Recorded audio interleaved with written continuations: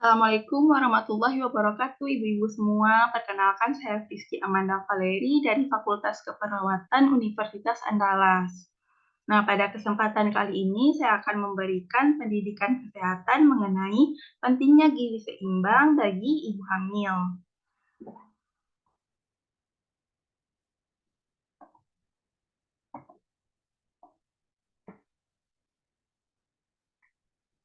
Nah, sebelum kita masuk ke topik, kita harus mengetahui terlebih dahulu apa itu gizi seimbang pada ibu hamil.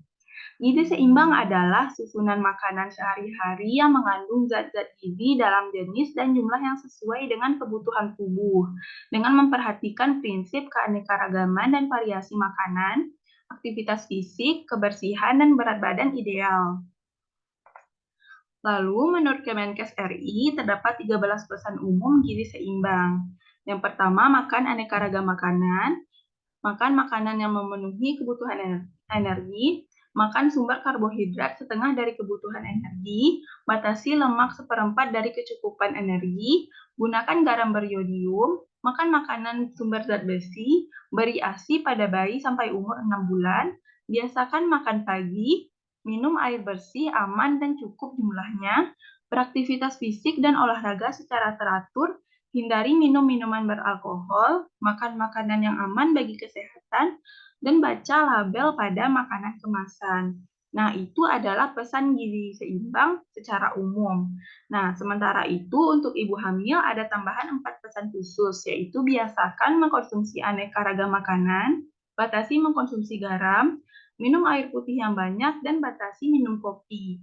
Hal ini disarankan agar kita dapat mempertahankan dan menjaga kesehatan ibu dan janin. Lalu apa saja pengaruh gizi seimbang terhadap kehamilan? Nah, pengaruhnya ini terbagi dua, yaitu yang pertama gizi prahamil atau prenatal. Nah, gizi yang baik akan membuat kehamilan minim komplikasi dan sedikit bayi prematur. Lalu yang kedua, gizi pranatal.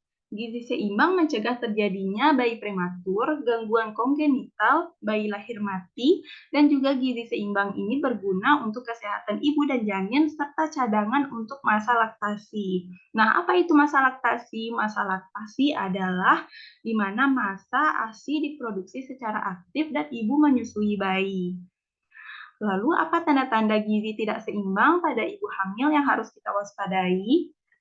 Yang dapat kita amati yaitu yang pertama lemah dan lesu, lalu ibu pucat, ibu pusing, berat badan bertambah atau berkurang secara drastis, pandangan berkunang-kunang. Nah, jika tanda-tanda ini terdapat pada ibu hamil, disarankan ibu memeriksakan diri ke dokter atau ibu menerapkan 13 pesan umum gizi seimbang serta 4 pesan khusus pada ibu hamil.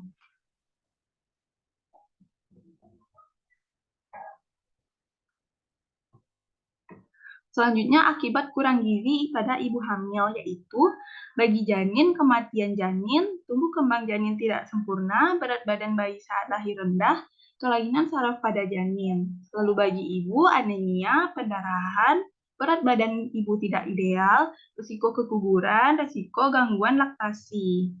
Nah, akibat-akibat inilah yang harus kita hindari sehingga kita perlu mengetahui pentingnya gizi seimbang bagi ibu hamil. Lalu bagaimana caranya agar kita tidak terkena akibat dari gizi yang kurang pada ibu hamil?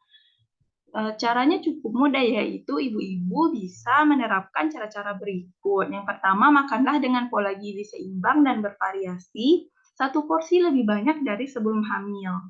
Lalu yang kedua, tidak ada pantangan makanan selama hamil. Jadi ibu-ibu tidak boleh menahan selera selama hamil, kecuali makanan tersebut bisa menimbulkan efek alergi pada ibu.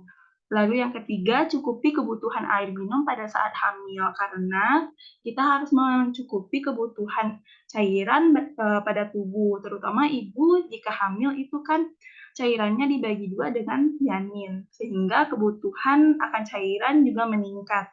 Nah, di sini kita perlu kurang lebih 10 gelas per hari. Lalu yang keempat, jika mual, muntah, dan tidak nafsu makan, maka pilihlah makanan yang tidak berlemak dalam porsi kecil tapi sering seperti buah, roti, singkong, dan biskuit.